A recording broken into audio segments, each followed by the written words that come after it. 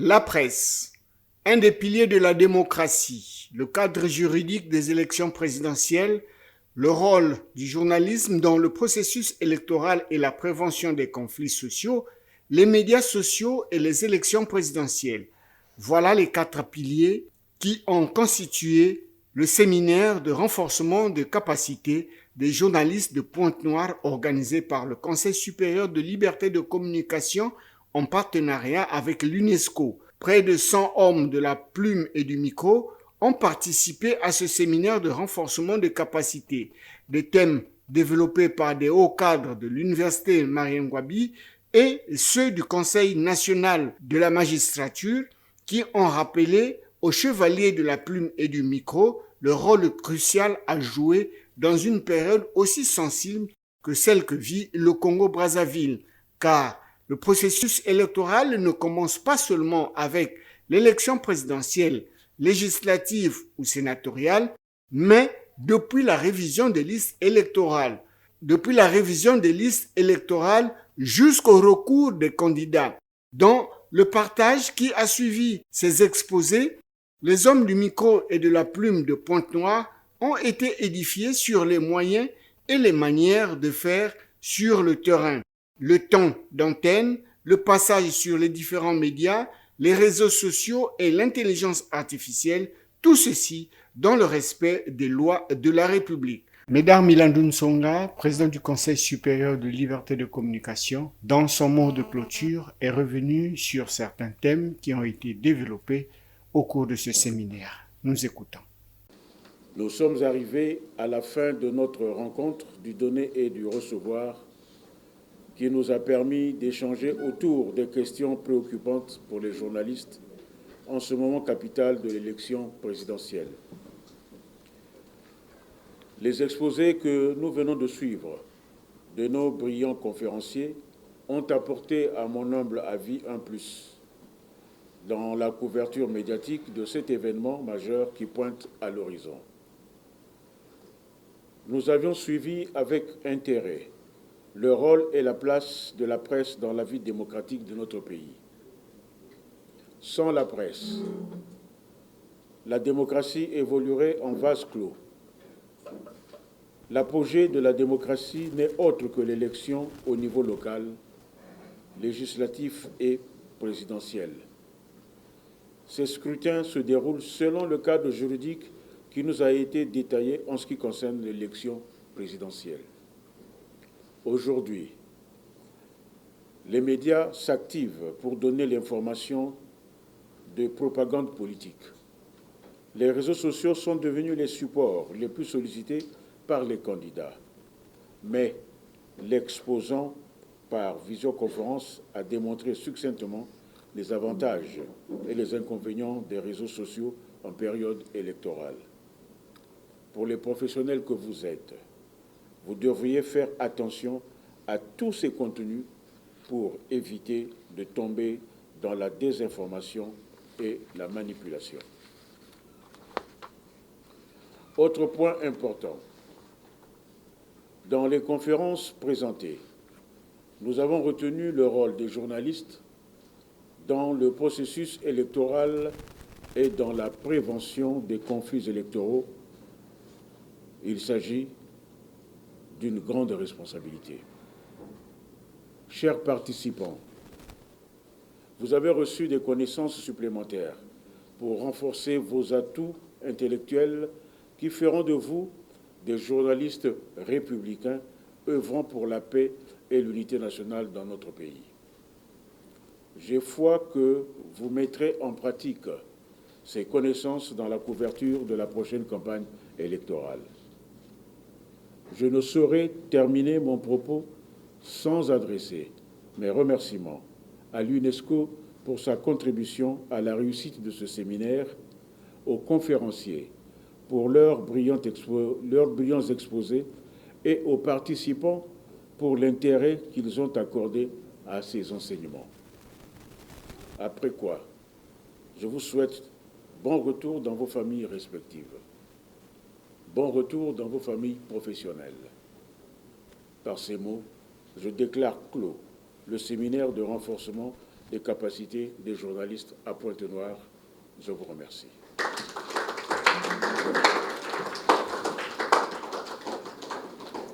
Le clou de ce séminaire est intervenu avec une photo de famille.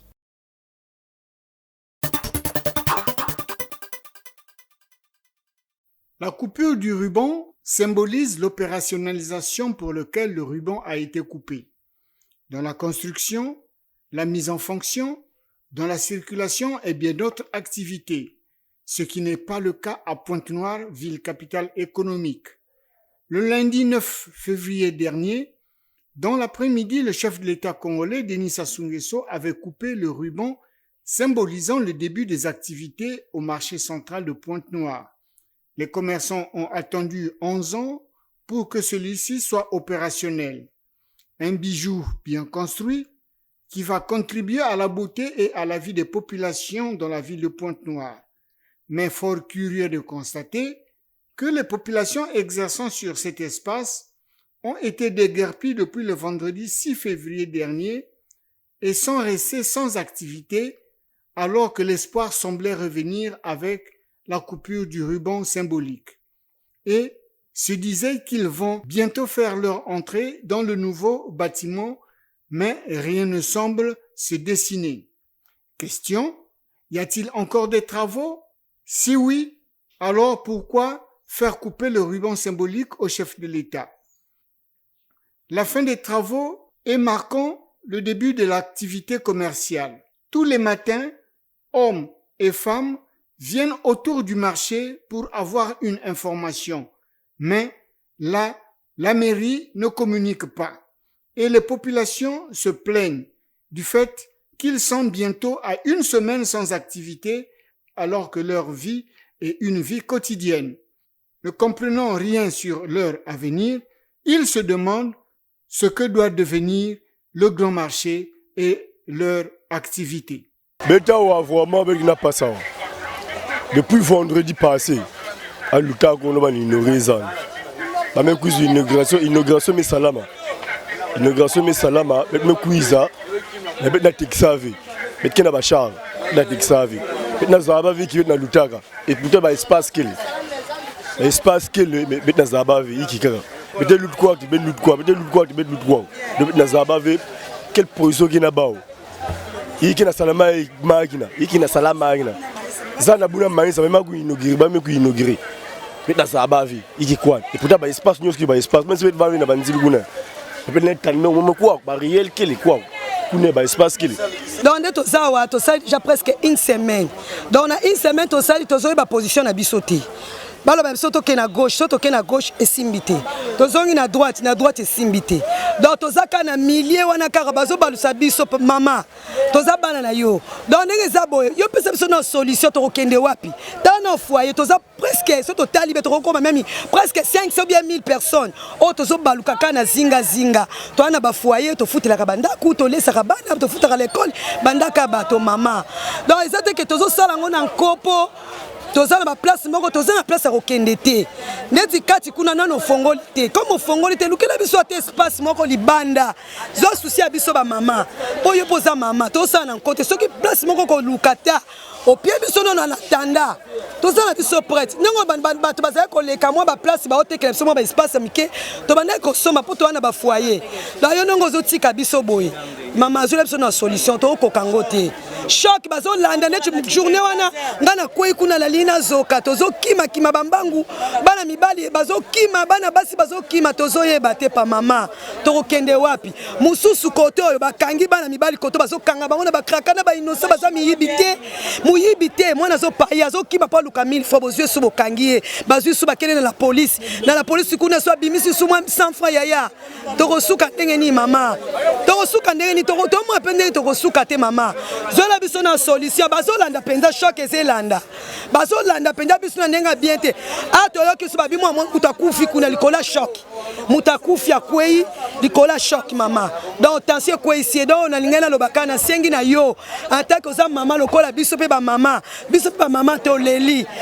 ndeka to linga ko mama to linga ko na mutema yoka biso passe ya bo mama to sengi service au sala biso o rendre biso penda service merci.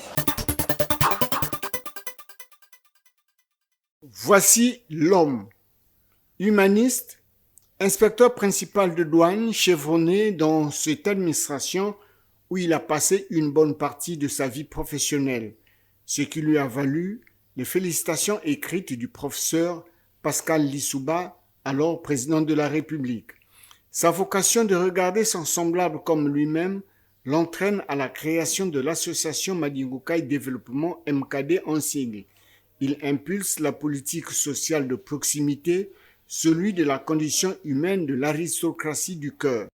Président du parti Alliance, il est candidat aux élections présidentielles de mars 2026, car pour lui, un autre Congo est possible. Il a déposé sa candidature à la commission électorale comme tout autre candidat.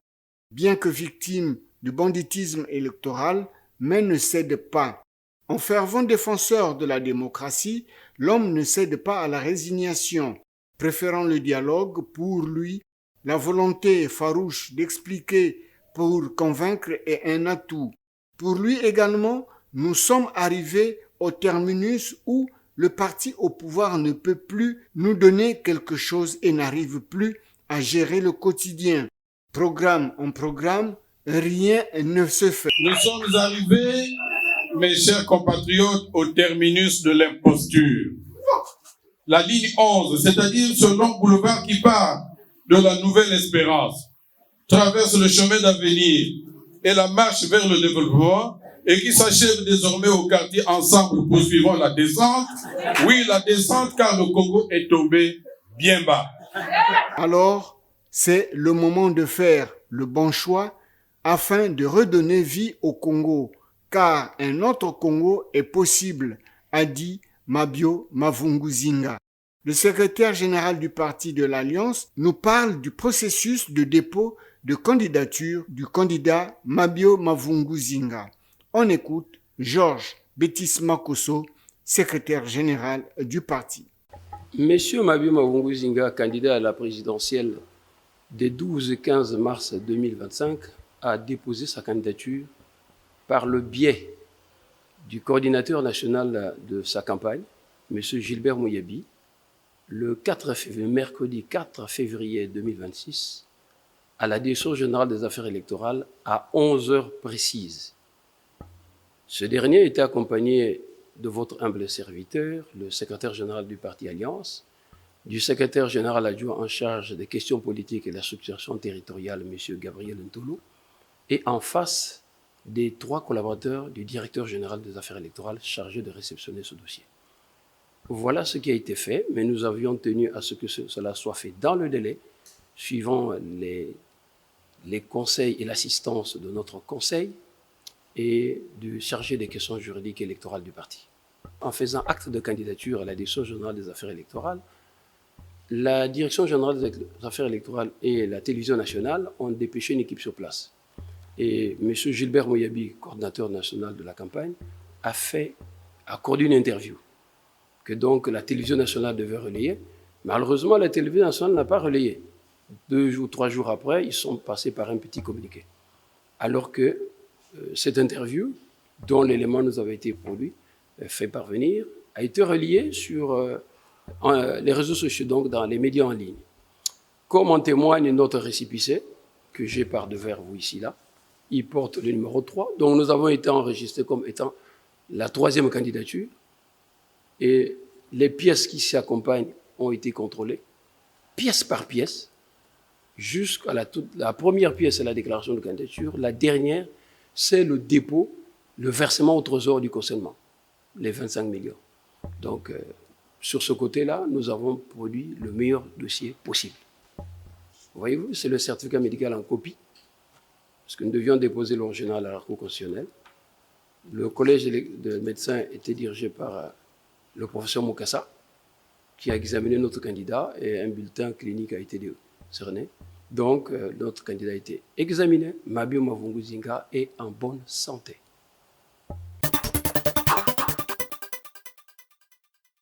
Pointe-Noire serait une ville à reconstruire. Telle est la question que se pose plus d'un habitant de celle-ci. La circulation des populations et des marchandises pose énormément de problèmes. La majorité des voies de transmission sont en état de dégradation très avancé. Il faut prendre à bras le corps le problème de la circulation des marchandises et des personnes et des biens dans la ville de Pointe-Noire. De Nkwiku au Font-Thiétié, du Font-Thiétié à Vungu, du Font-Thiétié à Patra, du Grand Marché à Ngoyo, du Grand Marché à Siafumu, aucune route n'est bonne.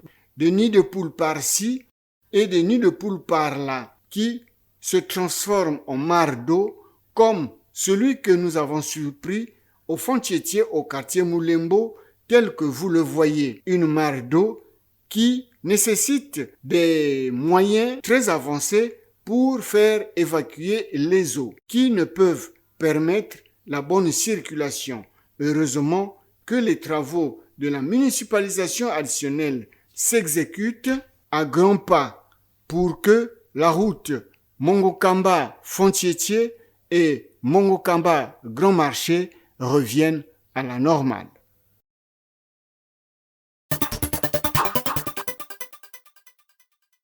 Plusieurs maladies sont les résultats d'une alimentation déséquilibrée, la mauvaise gestion du stress liée à la pression sociale et professionnelle, ce qui cause beaucoup de morts dans la société. Et pour y remédier, Madame Ngomro Somti Emilienne, sociologue conseillère socio-familiale nutritionniste et thérapeute antidrogue, a mis en place un cabinet conseil à Pointe-Noire dénommé Cabinet Bien-être La Renaissance, qui œuvre dans le conseil socio-familial et éducatif, le conseil thérapeutique, la détoxification du corps, la sensibilisation en santé préventive, car un homme en bonne santé est un malade qui s'ignore, la consultation nutritionnelle et diététique. Sur les multiples activités du cabinet conseil, Madame Emilienne Somti Ngomro s'explique. Je suis Madame Somti Emilienne, je suis sociologue, nutritionniste déléguée médicale et thérapeute antidrogue.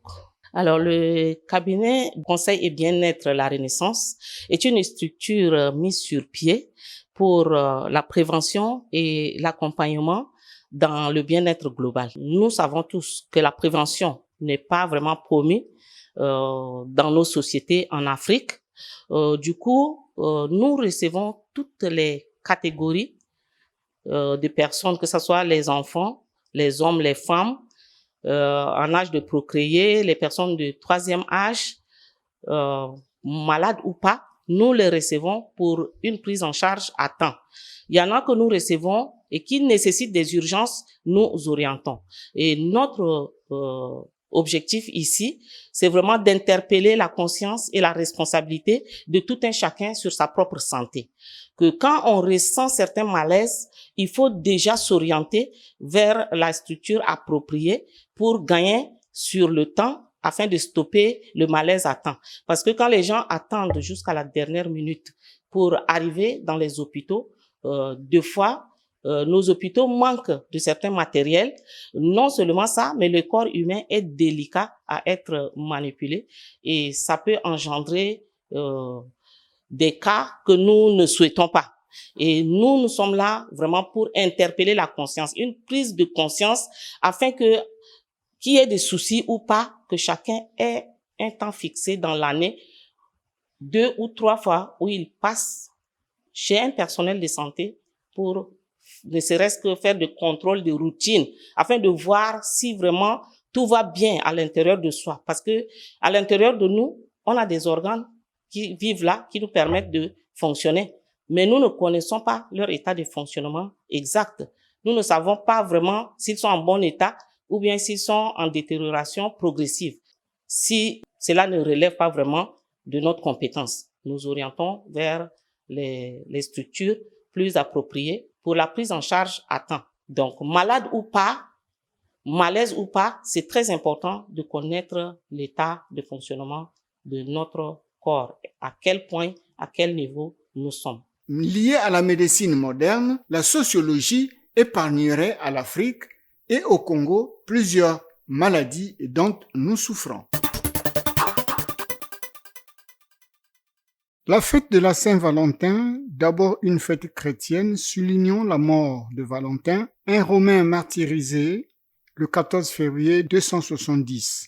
Depuis cette date, la fête de la Saint-Valentin devient la fête anniversaire pour l'ensemble des saints portant le nom de Valentin. Les cadeaux de couleur rouge sont distribués de part et d'autre, car la Saint-Valentin, fêtée tous les 14 février, est considérée dans de nombreux pays comme la fête des amoureux, une occasion pour les couples de s'échanger des mots doux et amoureux, moment d'échange de cadeaux, de moments où les amoureux doivent prouver l'un à l'autre le véritable amour qui règne parmi eux, moment où les fleuristes, eux, de leur part, font des bénéfices. Les tenanciers de bar dancing et de boîtes de nuit, eux, ne dorment pas, améliorent les conditions d'accueil afin de recevoir les amoureux. Les lieux pour recevoir plus de clients, car ce 14 février, certaines unions se disloquent du fait que monsieur n'a pas emmené sa femme dans un nightclub ou dans un bar dancing. La fête de la Saint-Valentin, des couples qui se disloquent pour créer des orphelins.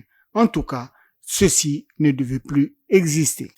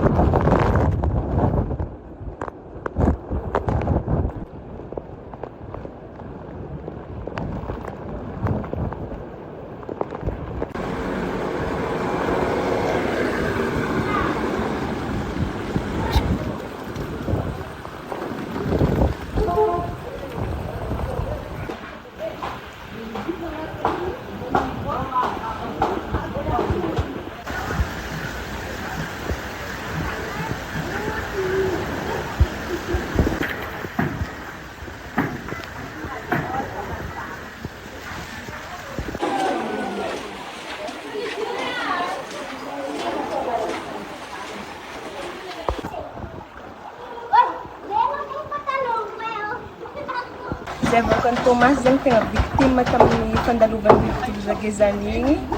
Dia simbasimba bra jiaby, tokaly jiaby, vola plus rano koa tafitragno jiaby, afakafaka aby, raha jiaby ke fanagna an-tragno simbasimba aby. Dia miezaka mifagnampy ake fogna zegny antsika dia entanina koa antsika mbô iraisagna sy fagnampy amin'ilay zavatra misy.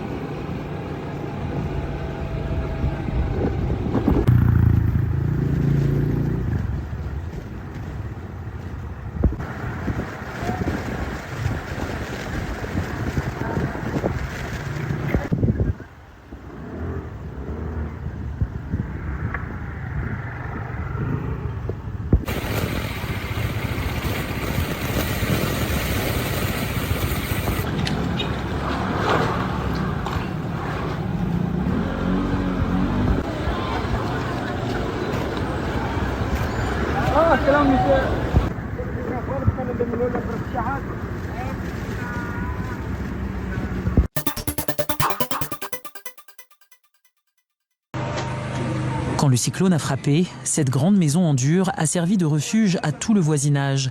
Mais même ici, le toit n'a pas résisté. Nous sommes dans la maison Tiaré, une association qui scolarise une vingtaine d'enfants défavorisés de la campagne. On était traumatisés parce que c'est la première fois qu'on a vu une chose pareille. Et au début, les voisins sont venus chez nous parce qu'ils ont pensé que notre maison c'est plus dure, plus forte. Mais ça ne se passe pas comme on avait prévu. Tout d'abord, tout a commencé à trembler, le toit, le plafond. On a eu très peur parce qu'on a encore de petits enfants, 2 ans et 6 ans, donc c'était compliqué. Frankina espère une aide financière de l'État pour remettre la maison sur pied. D'autres n'ont pas sa patience. Dans ce centre de distribution, c'est la ruée vers l'aide. Une liste officielle des bénéficiaires a été établie, mais dans la bousculade générale, les non-inscrits en profitent pour se servir. C'est le moment de la fermeture des portes. Il n'y a pas eu assez pour tout le monde. Certaines familles vont rentrer les mains vides. J'étais dans la liste, j'avais une amie qui n'y était pas et j'ai partagé avec elle. Monique, elle, ne figure pas encore sur la liste des bénéficiaires. Elle doit continuer son travail de lessiveuse pour espérer manger. Le cyclone a emporté toute sa vie en une nuit. Sans abri, elle loge aujourd'hui chez un proche. Pour nos repas, nous nous contentons de ce que nous trouvons. Normalement, nous devrions déjà être en train de réparer notre maison, mais nous n'avons pas les moyens. Pour Monique, comme pour des milliers de sinistrés, reconstruire relève désormais du défi. Les matériaux ont vu leur coût exploser en 24 heures. Convaincu que l'avenir du Gabon repose sur une jeunesse bien formée, le chef de l'État, son Excellence Brice Clotaire Oligui Nguema, a pris part à la traditionnelle montée des couleurs au lycée technique national Omar Bongo aux côtés des élèves et du corps enseignant. Ce moment de communion républicaine a permis au président de la République d'échanger avec les enseignants sur les avancées enregistrées dans le traitement de leur situation administrative. Monsieur le Président est arrivé, il a visité les logements des enseignants et il nous a rassuré que concernant nos situations administratives, elles vont être résolues. Oui, je rends déjà grâce à Dieu parce que pour les situations administratives qu'on réclamait, gloire à Dieu, mon nom y fait partie. Et nous attendons les effets soldes. La jeunesse demeure au cœur des priorités présidentielles. À ce titre, une attention particulière est portée à l'amélioration des conditions de travail et de vie des enseignants, véritables piliers de la formation des apprenants.